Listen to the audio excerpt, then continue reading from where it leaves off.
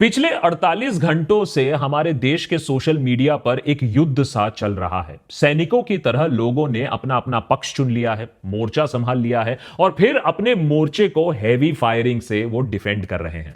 पिछले 48 घंटों में कईयों ने इजराइल का पक्ष लिया, बहुतों ने सहानुभूति पैलेस्टाइन के साथ जताई। इसके पीछे धर्म का एक बहुत बड़ा कारण है, लेकिन इजराइल पैलेस्टाइन एक रिलीजियस कॉन्फ्लिक्ट नहीं है। पैलेस्तीनी क्रिश्चियंस भी होते हैं, खैर वो अपने आप में एक एपिसोड हो जाएगा। लेकिन जिस बर्बरता के साथ हमास के आतंकवादियों ने 600 से ज्यादा इजरायलियों को मौत के घाट उतारा, उसका कोई जस्टिफिकेशन नहीं है। लेकिन फिर जिस तरीके से इजराइल ने पैलेस्तीनियों को पिछले कई दशकों से अपने घर से बेदखल किया, उनके बच्चों की हत्या की, उसका भी कोई जस्टिफिकेशन नहीं है। पिछले 48 घंटों में हमने पाया कि सबने अपना अपना मन हमारे देश में बना लिया है। इजराइल वर्सेस पैलेस्टाइन युद्ध के बारे में सबने अपनी मंशा बना दी है, सबने अपना एक स्टैंड ले लिया है। 5 मिनट भी नहीं लगे लोगों को। 5 महीने से मणिपुर में सिविल वॉर चल रहा है, उस पर यह राय बनी हो या ना बनी हो, मिडिल ईस्ट जैसे जटिल मुद्दे पर भी ठोस ओपिनियन देशवासियों ने बना लिया है। तो हमें लगा कि भाई हमें भी राय बनानी चाहिए। हमें फोमो होने लगा। एडिटर बोला कि भाई तुम्हारी राय क्या है? तो पूरा सैटरडे, पूरा संडे सबने काम किया। रिसर्चर्स, फैक्ट चेकर्स, सबने मिलकर हमने एक काम किया कि भैया देखो कि एक राय बनाते हैं, लेकिन पिछला जो कॉन्टेक्स्ट है उसको भी समझते हैं, किस संदर्भ में यह सब हो रहा है। देखिए, टेररिज्म का कोई जस्टिफिकेशन तो है नहीं, लेकिन अगर टेररिज्म को पूरी तरीके से रोकना है, टेररिज्म को पूरी तरीके से समझना है, तो उसके पीछे जो डेस्पिरेशन है, उसके पीछे जो पॉलिटिक्स है, उसके पीछे जो हिस्ट्री है, उसे भी समझना होगा। 48 घंटों के बाद हमने अपनी अब राय बना ली है। मोर्चा हमने भी पकड़ लिया है और बहुतों को यह जो हमारी राय है आज पसंद आने वाली नहीं है। लेकिन यह राय मेरी ही नहीं है, यह राय शायद देश की भी है, यह राय कॉमन सेंस की है, यह राय फैक्ट्स की है। लेकिन पहले यह राय जानने से पहले यह समझ ले हो क्या रहा है। यह है पैलेस्टाइन का मैप 1917 में और यह है पैलेस्टाइन का मैप 2023 में। अगर आप इन 100 सालों का इतिहास समझेंगे तब समझ पाएंगे कि यह 7 अक्टूबर को सुबह सुबह 5000 मिसाइल जो इजराइल के तरफ दागे गए, वो क्यों दागे गए? एक न्यूक्लियर पावर्ड स्टेट के अगेंस्ट पैराग्लाइडर्स ने हमला क्यों किया, जबकि अंजाम सबको मालूम था। मेरे ख्याल से आतंकवादियों को भी मालूम था कि क्या होने वाला है। इसके बाद हुआ भी ऐसा। अकस्मात हमले के बाद जिसने इजराइल के मुसाद को चकमा दे दिया, उसे सोता हुआ पाया, इजराइल के प्राइम मिनिस्टर नेतन्याहू ने ऐलान कर दिया कि इजराइल अब युद्ध की अवस्था में है और दुश्मनों को इसकी भारी कीमत चुकानी पड़ेगी। उधर हमास के मिलिट्री कमांडर ने भी यह बयान दे दिया कि यह जो शानदार युद्ध है वो इजराइल का जो पैलेस्तीन पर जो कब्जा है उसे अब वो खत्म कर देगा। A war to end all wars. इस एपिसोड को बनाते वक्त घमासान जारी है। ऑफिशियल नंबर्स के हिसाब से 650 से ज्यादा इजरायली, 400 से ज्यादा पैलेस्तीनी मारे जा चुके हैं। मैं घायलों की बात ही नहीं कर रहा हूं और मैं हॉस्टेजेस की भी यहां बात नहीं कर रहा हूं। इजराइल हमास को वापस गाजा स्ट्रिप में ढकेल चुका है। उधर पड़ोसी लेबनान बेस्ड हिजबुल्लाह ग्रुप ने भी इजराइल पर कुछ रॉकेट्स दाग दिए हैं, पैलेस्टाइन के साथ अपना सपोर्ट दिखाया है। उधर वेस्ट के सारे बड़े पावर्स इजराइल के साथ खड़े हुए हैं। जियोपॉलिटिक्स में शायद ही कोई मुद्दा मिडिल ईस्ट जैसा कॉम्प्लिकेटेड होगा। उस पर राय बनाने से पहले हमें इजराइल पैलेस्टाइन का जो कॉन्फ्लिक्ट है, उस कॉन्फ्लिक्ट की हिस्ट्री को थोड़ा सा जानना होगा। अभी जो जंग चल रही है उसका कॉन्टेक्स्ट समझना बहुत जरूरी है। अगर हमास एक टेररिस्ट ऑर्गेनाइजेशन है, तो क्या इजराइल एक कॉलोनियल अपार्थाइड स्टेट है? नतीजा क्या निकलेगा? क्या इजराइल गाजा का नाम और निशान मिटा देगा या युद्ध और ग्लोबली भी और मिडिल ईस्ट में और फैल सकता है? और इंडिया का इस मुद्दे पर स्टैंड क्या रहा है ट्रेडिशनली? भारत की क्या राय है इस मुद्दे पर? अपनी राय बनाने से पहले यह भी जानना जरूरी है।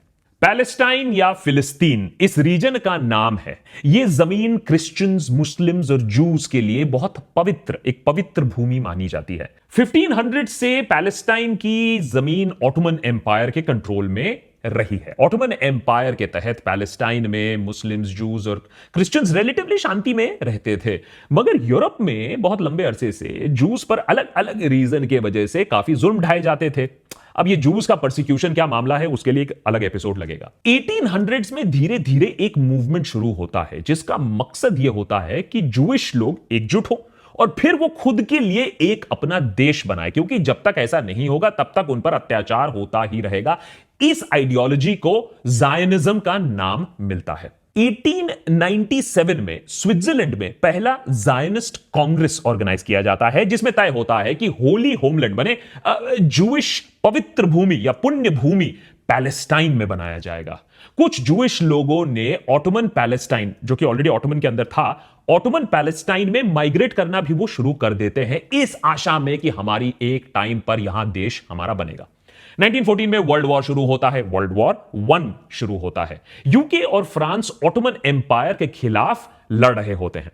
ऑटोमन एम्पायर को कमजोर करने के लिए ब्रिटिश और फ्रेंच सरकार अलग अलग अरब ग्रुप्स को एंटी ऑटोमन बगावत करने के लिए उकसाते हैं, उनको सपोर्ट करते हैं, उनको यह वादा देते हैं कि जंग के बाद, ऑटोमन एम्पायर के हार के बाद उन्हें आजादी मिलेगी, एक अरब देश को वो सपोर्ट करेंगे। ब्रिटेन और फ्रांस की जीत होती है, ऑटोमन्स की हार भी हो जाती है। तो कायदे से अब बारी आती है अरब देश बनने की, और ब्रिटेन उनको रिकॉग्नाइज करेगा। लॉजिकली तो यही होना चाहिए लेकिन ये पॉलिटिक्स है। अंग्रेज लोग काफी धोखेबाज टाइप के इंसान होते हैं, आपको शायद मालूम होगा ये। 1916 में जंग के खत्म होने से पहले ही यूके और फ्रांस एक सीक्रेट अग्रीमेंट करते हैं, साइक्स पिको अग्रीमेंट, और प्लान किया जाता है कि जंग के बाद वो मिडिल ईस्ट को आपस में बांट लेंगे इंडिपेंडेंट अरब देश गया तेल लेने।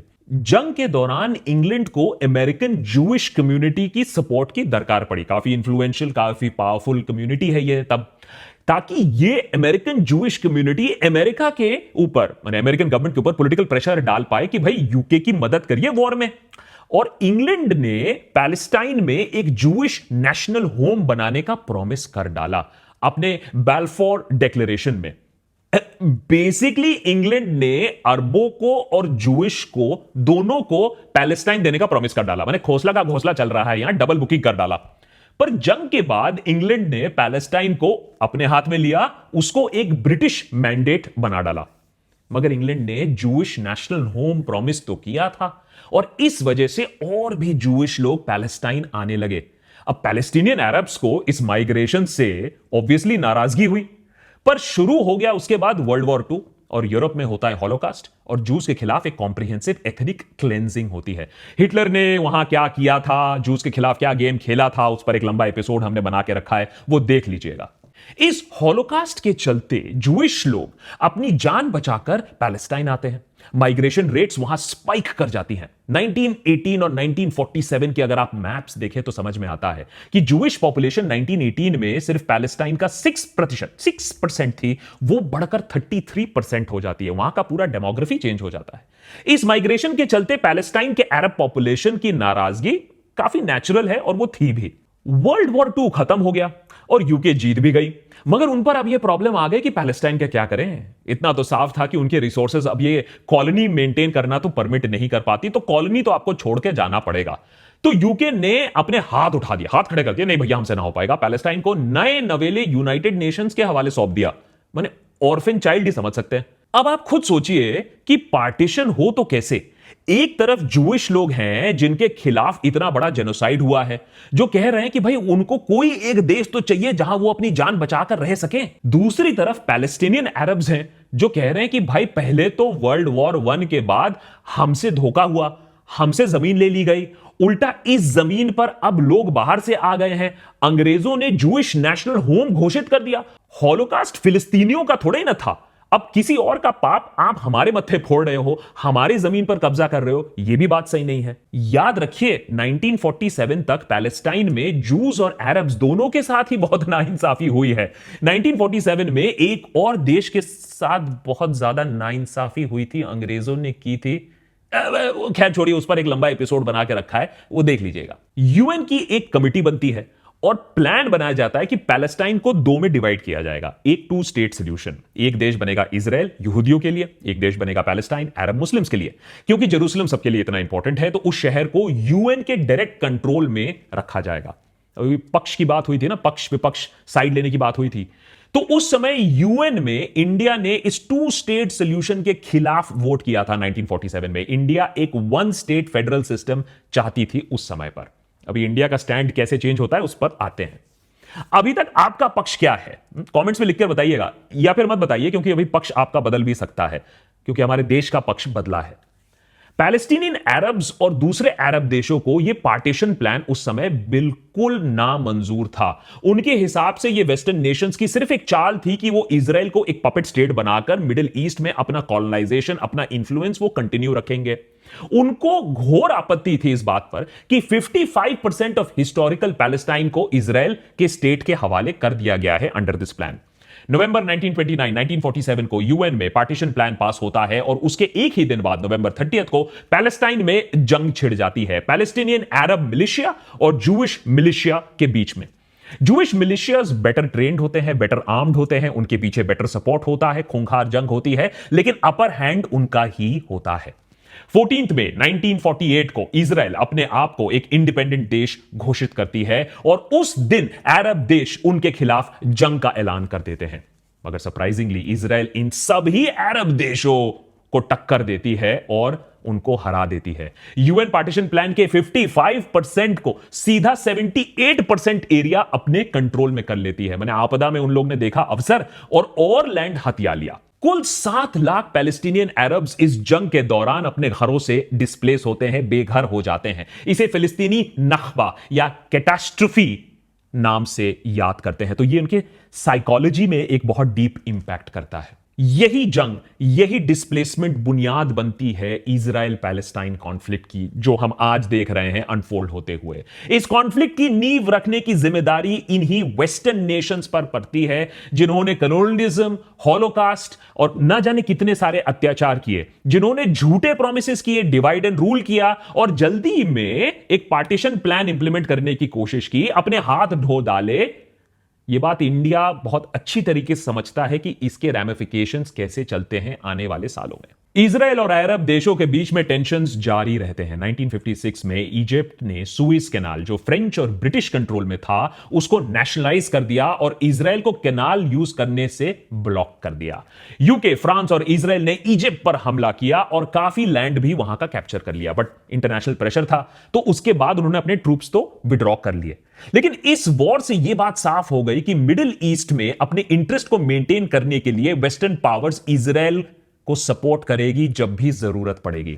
1967 में थर्ड अरब इजराइल वॉर होता है, 1973 में फोर्थ अरब इजराइल वॉर होता है। दोनों में ही अरब देश इजराइल को हराने में नाकाम रहते हैं और इजराइल उल्टा Gaza, West Bank, Sinai and Golan Heights को भी कैप्चर कर लेता है, उस पर भी कब्जा कर लेता है और भी ज्यादा एरिया अपने अंडर ले आता है।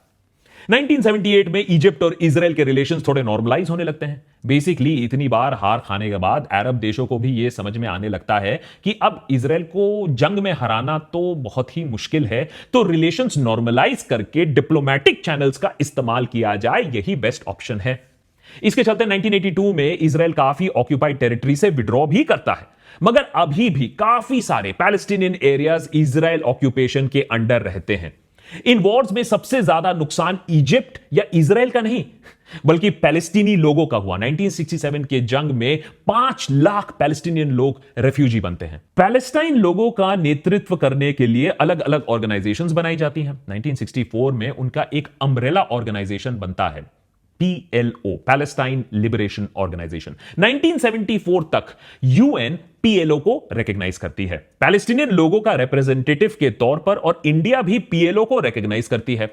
मगर कुछ पैलेस्टीनियन ग्रुप्स का यह कहना है कि PLO तो ज्यादा ही मॉडरेट है, बहुत ही सॉफ्ट है।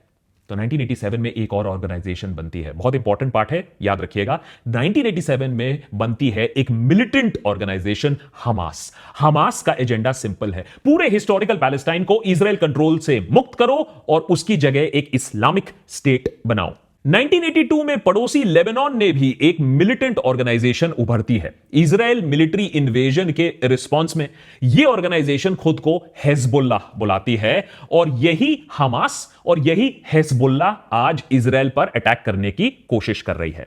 पैलेस्टाइन में एंटी इजराइल रेजिस्टेंस एक कंटिन्यूअस प्रोसेस रहा है। 1987 में पहला इंतिफादा होता है। इंतिफादा यानी अरबिक में इसका अगर पॉलिटिकल सेंस बोले तो बगावत। देन ईयर 2000 में एक और इंतिफादा होता है जो पिछले वाले से और भी ज्यादा वायलेंट होता है। यहां पर इजराइल देश की सोच को भी समझना जरूरी है कि उनका एक्शन इतना ब्रूटल क्यों रहा है, क्योंकि इजराइल पर स्टार्टिंग से ही बार बार हमला किया गया है। तो इजराइल का यह मानना है कि भैया अगर उनकी पॉलिसी बहुत वॉर ओरिएंटेड नहीं होगी और ब्रूटल नहीं होगी तो उन्हें खत्म कर दिया जाएगा। इसको कई लोग इजराइल का सर्वाइवल इंस्टिंक्ट भी बुलाते हैं। इसका एक नतीजा यही रहा है कि इजराइल का एक आयरन फिस्ट पॉलिसी रहा है, पैलेस्टीनियन अरब्स को बार बार बेदखल करना, कर्फ्यू लगाना, उनको सप्रेस करना। इन पॉलिसीज की वजह से बगावत और बढ़ी है। यूएन ऑर्गेनाइजेशंस ने भी ये जो स्टाइल ऑफ ऑपरेशन है इजराइल का, इसको क्रिटिसाइज किया है। अब ऐसा नहीं है कि पीस सॉल्यूशंस की कोशिश नहीं की है। पीएलओ के लीडर और इजरायली प्राइम मिनिस्टर 1993 में एक रिवाइज्ड 2 स्टेट अग्रीमेंट पर ऑलमोस्ट पहुंच गए थे, मगर एक बड़ी अड़चन लगी। बीते 40 सालों में इजराइल सरकार ने कई जूइश लोगों को इंकरेज किया, उनको फंड किया, पैसे दिए कि वेस्ट बैंक के एरियाज में जाकर वहां सेटल करो, वहां बस जाओ, वहां लैंड्स भी तुम्हारे लिए उपलब्ध है। इन सेटलर्स ने वेस्ट बैंक में काफी सेटलमेंट्स बनाई। अब सवाल यह उठा कि 2 स्टेट सोल्यूशन के बाद इनका क्या होगा। ओस्लो अकॉर्ड्स के तहत वेस्ट बैंक के एरियाज को 3 हिस्सों में डिवाइड किया जाएगा। पार्ट ए जहां पैलेस्टीनियन कंट्रोल होगा, पार्ट बी जहां ज्वाइंट कंट्रोल होगा, पार्ट सी जहां इजराइल कंट्रोल होगा। इस अग्रीमेंट के तहत वेस्ट बैंक का भी 60% एरिया डायरेक्टली इजराइल के कंट्रोल में ही जाएगा। लेकिन ऐसे प्लान्स कभी काम नहीं करते ऑन द ग्राउंड। इजराइल में कुछ लोगों ने यह ट्रीटी बिल्कुल मंजूर करने से मना कर दिया। उनका कहना था कि अगर पैलेस्टीनियन अथॉरिटी को रिकॉग्नाइज किया तो कुछ सालों बाद फिर से वो इजराइल पर हमला करेंगे और पूरा का पूरा इजराइल का ही डिमांड कर लेंगे। 1995 में इजरायली प्राइम मिनिस्टर जिन्होंने ओस्लो अकॉर्ड साइन किया था, उनको एक जूइश डिसिडेंट, एक हार्डलाइनर ने मार डाला। उधर पैलेस्टाइन में भी यही काम हो रहा है। हमास जो है पीएलओ को रिपीटेडली टारगेट कर रहा है। पीएलओ बहुत ज्यादा ही सॉफ्ट है, बहुत ज्यादा कंसेशंस दे रही है। 2005 में हमास और फतेह जो कि पीएलओ का सबसे बड़ा पॉलिटिकल फैक्शन है, उसके बीच में टेंशंस फिर बढ़ने लगती है। 2006 में पैलेस्टीनियन इलेक्शंस में हमास जीत जाती है। अब क्योंकि इजराइल और वेस्टर्न कंट्रीज हमास को ज्यादा ही रेडिकल मानती है, वो इलेक्शंस के बाद ऐलान करती है कि अगर हमास सरकार बनाती है तो वो पूरे पैलेस्टाइन पर इकोनॉमिक ब्लॉकेड जारी कर देगी। हमास और फतेह के बीच में भी एक सिविल वॉर शुरू हो जाता है और एंड में वेस्ट बैंक के एरियाज में फतेह कंट्रोल करता है और गाजा स्ट्रिप के पास हमास का कंट्रोल वहां हो जाता है।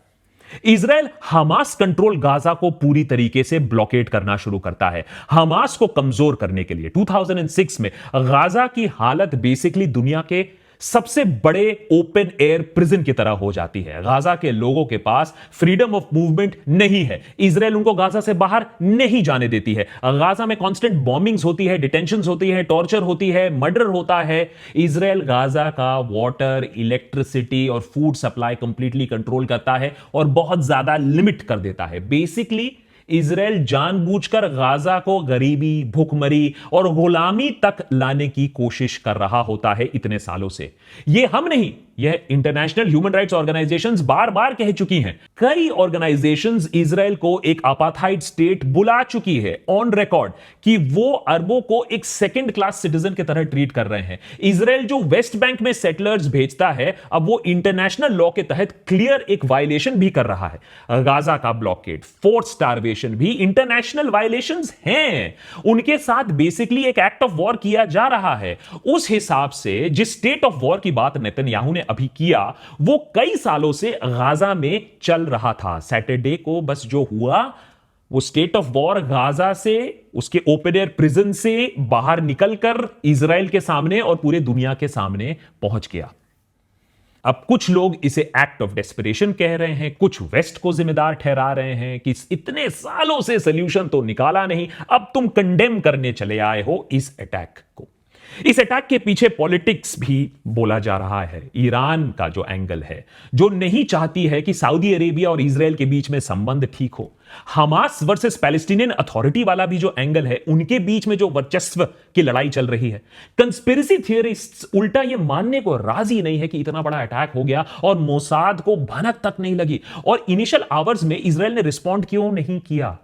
क्या यह जानबूझ के रिस्पॉन्ड नहीं किया ताकि पैलेस्टाइन का पूरा खेल फिर हम तमाम कर सके क्योंकि हमारे ऊपर आक्रमण हुआ है? जो भी लॉजिक दिया जाए, जो भी कंस्पिरेसी थियरी फ्लोट किया जाए, फैक्ट तो यह है कि जिस तरीके का टेरर अटैक हुआ है उसका जस्टिफिकेशन नहीं है। और हुआ यह है कि हमास ने इजराइल को एक ब्लैंक चेक दे दिया है। हां, हमने तुम पर बर्बरता की, हमने तुम्हारे बच्चे मारे, हमने तुम्हारे औरतों को रेप किया, हमने उनको नंगा परेड करवाया, हमने तुम्हारे बुजुर्गों तक को नहीं छोड़ा, अब तुम हमें अच्छे से ठोक लो। और पिछले 24 घंटों में तो कम से कम इजराइल ने वही किया है, बहुत बेहतरीन तरीके से वही किया है, क्योंकि वो उसे करना आता है। तो फिर अब आप बोलोगे अब तो पोजीशन क्लियर होनी चाहिए हमारी, इतना आप कुछ बोल दिया। अच्छा 2 मिनट और दे दीजिए, पोजीशन क्लियर बता देते हैं। इस पूरे कॉन्फ्लिक्ट पे इंडिया की पहले पोजीशन समझना थोड़ा जरूरी है, और उसके बाद हम और आप अपनी पोजीशन बना सकते हैं। शुरुआत से ही इंडिया ने पैलेस्टाइन को सपोर्ट किया है। 1947 में 2 स्टेट सोल्यूशन को अपोज किया, 1 स्टेट फेडरल सोल्यूशन को सपोर्ट किया। 1967 में इजराइल ने जब थर्ड इजराइल अरब वॉर की शुरुआत की, तब इंडिया ने कड़ी निंदा की इजराइल की और कहा कि सारे ऑक्यूपाइड टेरिटरीज वापस दिए जाए। इंडिया ने पीएलओ को immediately, we were the first ones, India ने पीएलओ को इमीडिएटली रिकॉग्नाइज किया, पैलेस्टीनियन लीडर्स को हिंदुस्तान में वेलकम किया, पैलेस्टाइन को इकोनॉमिक एड भी दिया। नेहरू ने कहा Palestine is essentially an Arab country and must remain so, and the right of the Jews for a homeland should not come at the expense of a homeland of the Arab population of Palestine. अब रुक जाइए, इससे पहले कि नेहरू की गलती चिल्लाना शुरू करें, और भी बाकी है इसमें पिक्चर। अटल बिहारी वाजपेयी जब फॉरेन मिनिस्टर थे, तब उन्होंने साफ साफ बयान दिया, अरबों की जिस जमीन पर इजराइल कब्जा कर कर बैठी है, वो जमीन उसको खाली करना चाहिए। फिलिस्तीनियों के लिए उचित अधिकारों की प्रस्तावना भी होनी चाहिए। 2007 में मनमोहन सिंह, 2016 में सुषमा स्वराज ने यही बात फिर से दोहराई। मगर इस सबसे यह मत समझिए कि इंडिया एंटी इजराइल रहा है। इंडिया ने एक बहुत ही फाइन बैलेंसिंग एक्ट खेला है। 1950 में इजराइल को हमने रिकॉग्नाइज किया, और उसके साथ कांस्टेंट डिप्लोमेटिक रिलेशंस भी हमने मेंटेन करना शुरू किया। इकोनॉमिकली और मिलिटरीली इंडिया इजराइल के टाइज मजबूत होते गए। 1991 के बाद से इंडिया इजराइल टाइज और भी स्ट्रेंथन हुए। यूपीए 2 के कार्यकाल में और मोदी सरकार के टाइम पर इंडिया इजराइल रिलेशंस और भी स्ट्रेंथन ही होते रहे हैं। एक शिफ्ट दिखने को मिला है, प्रो इजराइल स्टैंड थोड़ा दिखा है। अभी के कॉन्फ्लिक्ट के बारे में प्रधानमंत्री ट्वीट कर कर साफ कहते हैं कि इंडिया हमास के इस मिलिट्री एक्शन को टेररिज्म मानता है, लिबरेशन नहीं। बात भी सही है। चाहे जो भी बर्बरता हुई हो, चाहे जो भी आरोप है, जो भी हिस्ट्री है, एक म्यूजिक फेस्टिवल में लैंड करके 250 इजरायलियों को मारना, भैया आजादी तो ना मिलेगी इस तरीके से। लेकिन तब भी याद रखिए कि मोदी सरकार ने एक इस जटिल मुद्दे पर एक बैलेंसिंग एक्ट मेंटेन किया है। एग्जांपल देता हूं, 2017 में मोदी इजराइल जाते हैं, पैलेस्टाइन नहीं जाते हैं। लेकिन सऊदी अरेबिया, ईरान, कतार, यूएई, रीजनल राइवल जो है इजराइल के, वहां भी जाते हैं, बैलेंस मेंटेन करते हैं। न्यू दिल्ली ने पैलेस्टीनियन प्रेसिडेंट महमूद अब्बास को मई 2017 में होस्ट किया, पैलेस्टीनियन कॉज को सपोर्ट किया। फिर 2018 में मोदी जी पैलेस्टाइन जाते हैं, इस बार इजराइल नहीं जाते हैं, फिर से बैलेंस। 2022 का ये लेटर देख लीजिए, I reiterate India's unwavering support to the Palestinian cause. Modi सरकार, बस कुछ ही महीने पहले की बात बता रहा हूं। यह बैलेंसिंग एक्ट क्यों? क्योंकि लगभग 1 करोड़ के आसपास इंडियन कम्युनिटी उस रीजन में रहती है। 50% हमारी एनर्जी इंपोर्ट्स वेस्ट एशिया से आती है। और सिर्फ इजराइल ही नहीं, हमारी security and defence ties Saudi Arabia, Egypt, कतार, ईरान के साथ भी है। और आज के डेट में इंडिया ऑफिशियली, आज की डेट तक मैं बता रहा हूं, इंडिया ऑफिशियली एक 2 स्टेट सोल्यूशन को ही सपोर्ट करती है। तो भाई, जब भारत सरकार ने इस मुद्दे पर कोई ठोस पोजीशन नहीं लिया है, अस वर्सेस देम नहीं किया है, तो आपको क्या चुल मची हुई है इजराइल और पैलेस्टाइन के बीच में पक्ष लेने की, एक हार्ड पोजीशन लेने की? हां, टेरर अटैक को हम बिल्कुल क्रिटिसाइज करेंगे, लेकिन यह मुद्दा एक टेरर अटैक से बहुत बड़ा है और उससे ज्यादा उसकी काफी हिस्ट्री है। और आपका स्टैंड जो भी हो, इस एस्केलेशन के बाद अंत में एक ह्यूमैनिटेरियन डिजास्टर ही होने वाला है। याद रखिए, हमास के टैक्टिक्स और आइडियोलॉजी की निंदा करते हुए हम इजराइल के हथकंडों की भी निंदा कर सकते हैं, बिकॉज वो भी क्राइम अगेंस्ट ह्यूमैनिटी ही रहा है। उसको क्रिटिसाइज करना, हमास को सपोर्ट करना नहीं है, और इसीलिए मामला इतना कॉम्प्लिकेटेड है। और यह भी याद रखिए कि वेस्टर्न पावर्स ने दशकों से मिडिल ईस्ट को डिस्टेबलाइज करके रखा है। साइक्स पिको प्लान हो, खराब पार्टीशन प्लान हो, इराक और लिबिया में अनप्रोवोक्ड इन्वेजन हो, इतने डिस्टेबलाइजेशन और कांस्टेंट इन्वेजन के बाद उनका कोई खास मॉरल ग्राउंड नहीं रहा है। सबसे ज्यादा गुड़गोबर उन्होंने ही किया है। आप अपनी राय बनाइए, मगर एक चीज जरूर याद रखिए, पीसफुल 2 स्टेट सोल्यूशन की मांग करना अलग है और गाजा पर बमबारी को सेलिब्रेट करना अलग है, या फिर हमास के टेरर एक्ट को जस्टिफाई करना अलग है, जो कि काफी लोग ट्विटर में करने की कोशिश भी कर रहे हैं। गोदी मीडिया को इन द मीन टाइम मजा आ गया है। रशिया यूक्रेन युद्ध थोड़ा पुराना हो गया था, यहां नया मसाला उनको मिल गया है। पहले टेरर अटैक जो इजराइल पर होता है, 5000 मिसाइल दागे जा रहे हैं, पावर ग्लाइडर से उनकी एयरफोर्स आ रही है। उधर इजराइल का प्रिसिशन बॉम्बिंग, 100 फ्लैट 10 सेकंड में गायब, टीआरपी ही टीआरपी, और लोग सोशल मीडिया पर अपने पोजीशंस बनाए हुए हैं और भिड़े पड़े हुए हैं एक दूसरे के साथ। लेकिन इसी समय, इन्हीं लास्ट 24-48 आवर्स की बात कर रहा हूं, हमारे देश में युद्ध से भी बदतर तस्वीरें दिखने को मिली है। बिहार में एक एक्सीडेंट होता है, एक इंसान को ट्रक कुचल देता है, पुलिस ने उसके कुचले हुए शव को नीचे नाले में फेंक दिया। अरे भैया, हो गया स्वच्छ भारत, क्या उठाना ये सब बॉडी के अवशेष, ये शव। उधर मणिपुर में एक वीडियो सामने आता है, मैती और कुकी के बीच में लड़ाई के चलते एक इंसान को मार दिया जाता है और उसे ओपन में जलाया जा रहा है। भाई, इस मुद्दे पर भी थोड़ा पोजीशन बना लो। भाई, इन्फ्लेशन है, अनएम्प्लॉयमेंट है, make in India, fake in India, इतने सारे मुद्दे हैं, उन पर भी थोड़ा पोजीशन बना लो।